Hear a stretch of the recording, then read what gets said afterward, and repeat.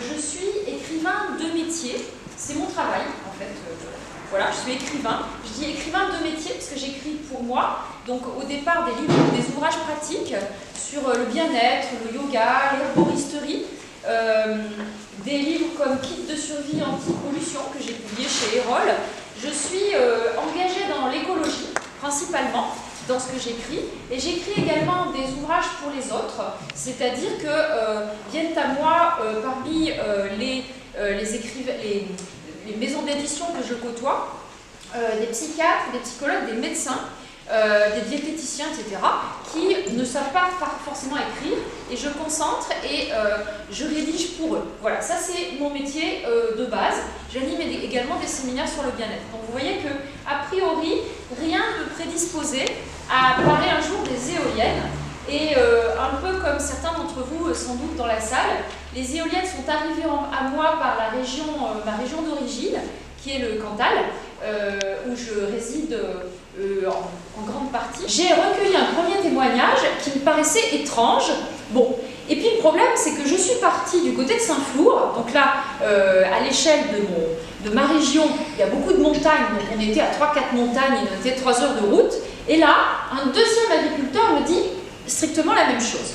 Donc du coup, j'étais là avec cette information un peu particulière, et une amie proche, je lui raconte tout ça, et elle me dit, mais enfin, tu sais écrire, c'est d'ailleurs un peu la seule chose que je sache vraiment bien faire, tu sais écrire, pourquoi est-ce que tu raconterais pas, pourquoi est-ce que tu n'écrirais pas sur ce sujet? Et j'ai commencé par publier en 2018 un premier témoignage, et là je ne m'attendais pas du tout, je l'ai publié sur ma page Facebook, où j'avais à peu près trois amis, ma soeur, ma grand-tante et mon mari, voilà, qui mettaient des likes quand je mettais un bouquet de fleurs, vous voyez, comme tout un chacun sur Facebook. Je n'ai absolument pas compris ce qui m'arrivait, parce que j'ai publié 2 témoignages, et j'ai la France entière qui m'est tombée dessus. C'est-à-dire tout le monde agricole qui est venu réagir en disant « mais moi aussi, j'ai des bêtes qui ont un problème. Moi aussi, j'ai mon taux de lait qui n'est pas bon quand les éoliennes se mettent en route, etc. etc. » Donc des observations sur le pelage qui étaient hirsutes des animaux, puis des animaux qui ne voulaient plus se coucher, ou alors qui se couchaient à des endroits absurdes. Là récemment, j'ai enregistré le témoignage d'un agriculteur qui me disait que les bêtes et également des chevaux se rendaient à des endroits où il n'y avait pas d'herbe, alors que plus proche des éoliennes, il y avait beaucoup d'herbe, donc normalement une vache c'est gourmand, et bien elle n'y allait pas parce qu'il y avait quelque chose qui les bloquait. Ensuite, des problèmes sur les laitières, les vaches laitières, avec une déperdition dans la production du lait de mauvaise qualité, alors avec, pour ceux qui ne sont pas agriculteurs, la présence de ce qu'on appelle de cellules dans le lait. Vous retrouvez tout ça dans la bande dessinée que j'ai rédigée. Je me suis évidemment dans la bande dessinée appuyée sur des agriculteurs et des éleveurs qui m'ont expliqué précisément tout ça, et donc du coup je dessine dans la bande dessinée différents animaux pour montrer quels sont les symptômes rencontrés sur ces bêtes. Donc du coup, à force de faire du bruit, eh bien la presse s'en est mêlée un petit peu. C'était en 2018-2019, parce que vous aviez évidemment un effet boule de neige. Plus la parole se délie, plus certains agriculteurs et éleveurs osent parler, mais pas tous, parce qu'il faut aussi les comprendre. Quand vous avez par exemple une viande qui devient compliquée donc à vendre, ou que l'équarrisseur passe trop souvent, ou simplement que la laiterie à côté, parce que j'ai essayé d'interroger des laiteries, refuse de parler, parce que c'est difficile de dire, voilà, on est une laiterie, et puis notre lait, il n'est pas de bonne qualité. Imaginez, si vous avez une boulangerie, vous n'allez pas dire que votre lait, il a un petit problème. Donc je pense qu'il faut les comprendre, ce sont des personnes qui sont dans une situation de grand désespoir, avec certains éleveurs qui ont perdu, on connaît évidemment le cas le plus connu, c'est celui de M. Potiron, en Loire-Atlantique, qui a perdu plus de 350 bêtes, mais c'est celui qui est le plus médiatisé. Déjà, vous avez été très complète. Merci. Dans l'ensemble des symptômes et de tout ce que vous avez pu relever dans les élevages en France. Et tous ces symptômes-là, on les a découverts tout seuls dans notre élevage au fil du temps. Ce qui est beaucoup plus grave, c'est qu'ils sont connus depuis le début des implantations des éoliennes. Ce qui veut dire que quand les permis de construire ont été déposés dans nos régions, on a déjà expliqué ça aux élus locaux. On s'est foutu de notre pomme. C'était pas vrai. Alors aujourd'hui, que vous dire, tout ce que vous avez relevé, nous on l'a vécu au quotidien.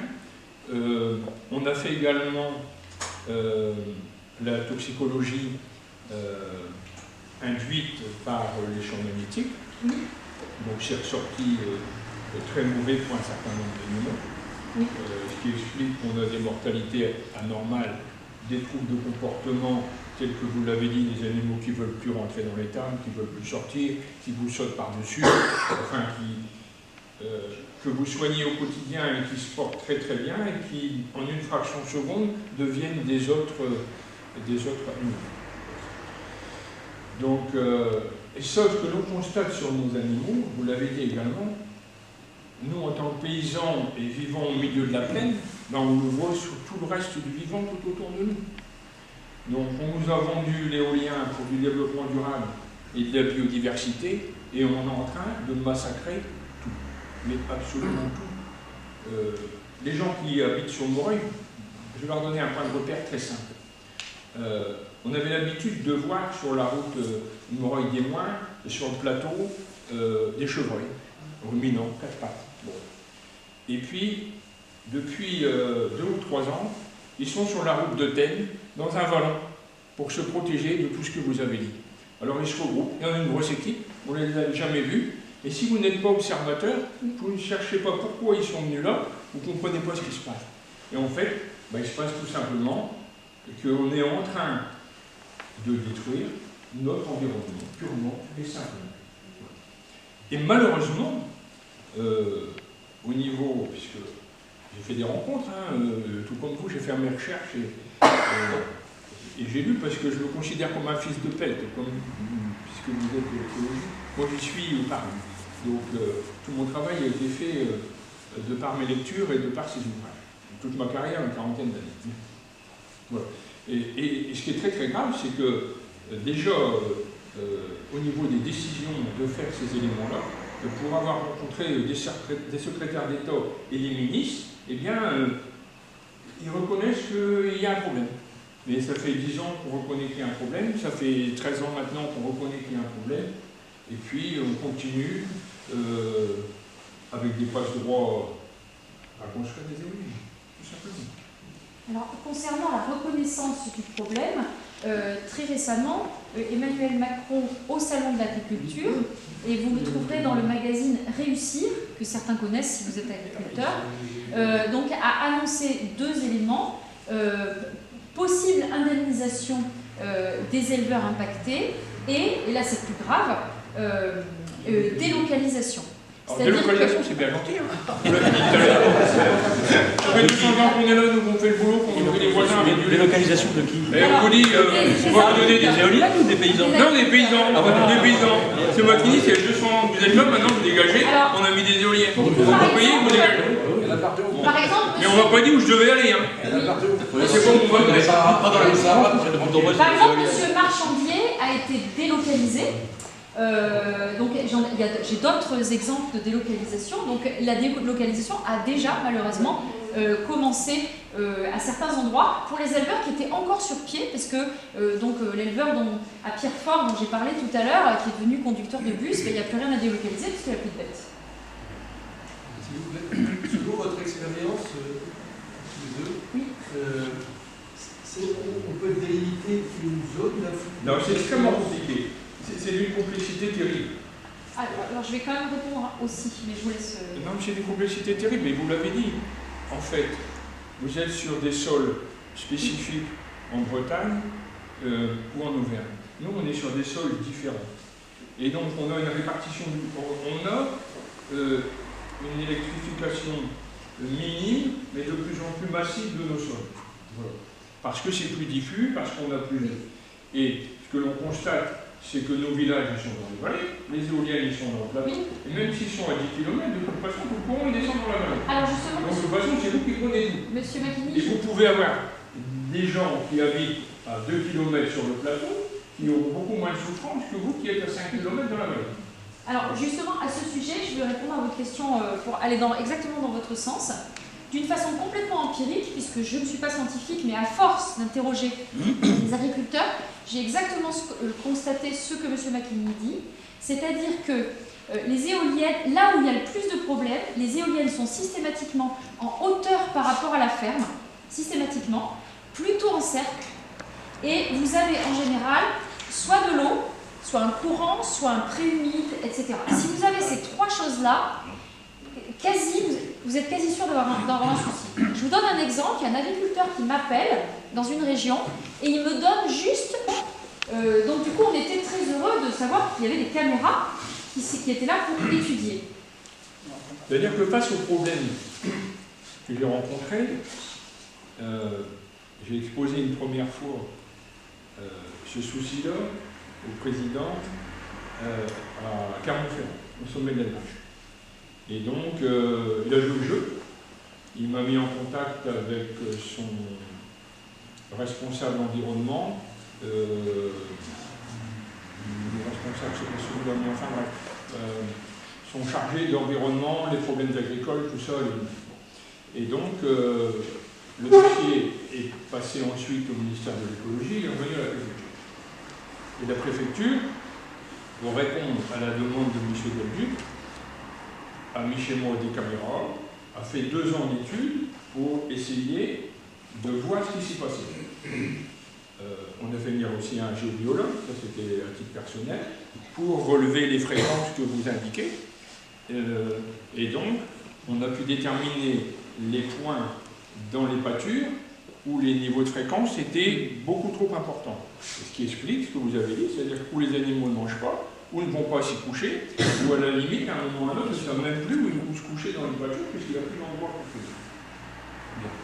Et donc la DGPP et la préfecture ont missionné mon vétérinaire pour relever pendant 2 ans toutes les anomalies dans l'élevage, et la préfète a fait installer des caméras pour voir ces mouvements de panique et l'ensemble de ces choses-là.